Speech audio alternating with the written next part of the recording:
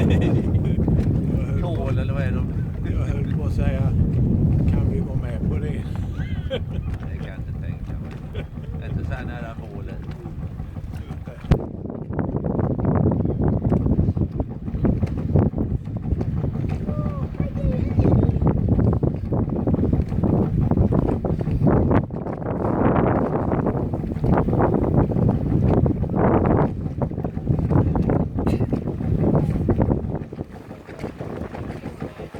Vi seglar väl in, va?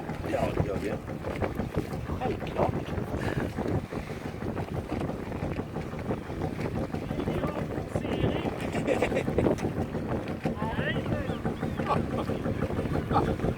Vill ni? Det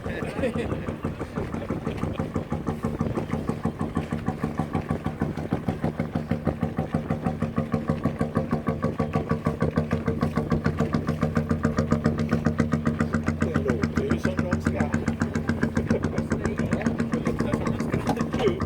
Ja, vad är det för bränsleblandning? Sockerdricka.